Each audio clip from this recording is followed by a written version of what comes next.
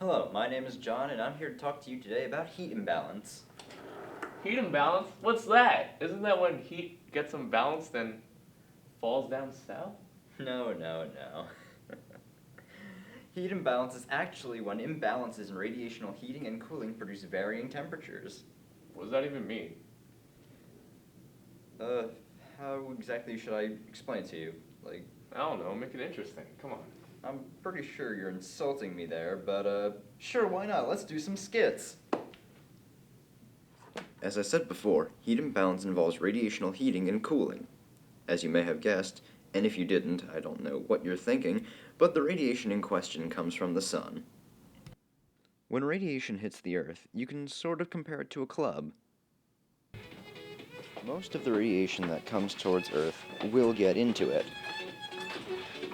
That radiation will be further divided between the atmosphere and the Earth's surface. However, there is also a small fraction of radiation that gets repelled from the Earth, sent back into space. Oh, I understand it now. Of course, young man, that's why I'm here. I mean, what other purpose does this video serve? Video? Anyway, let's move on to the next skit, Layton Heating.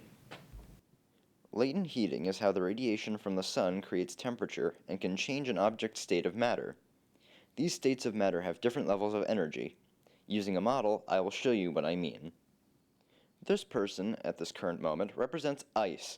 They do not have a lot of energy or heat, so they do not move around a lot. If we add some more energy, however, they will become like liquid. They will start to move around more often, but not too much. And if we were to add even more energy onto that, they would become like gas, moving around very often. And that sums up latent heating. Oh, I get it now. Isn't that like... Okay, enough of that. We can review later. Let's go on to the next part, sensible heating. There are two components to sensible heating, convection and conduction. We will start off by representing convection. Let's label one of these people hot and the other one cold.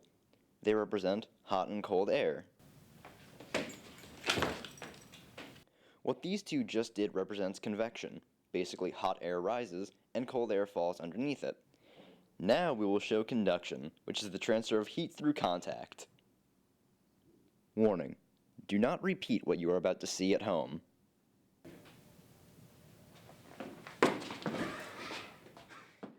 What you just saw roughly represents conduction, the transfer of energy from, well, what you just saw, is similar to how when heat transfers from touching another object. So do you understand these topics better now, Vinny? Yes, I do, but isn't there something else? Yes, there is. The Bowen Ratio. We would put this into a skit, however, we really couldn't think of anything for it. It is basically the amount of radiation from sensible heating divided by the amount of radiation from latent heating. Alright, I think I can understand that.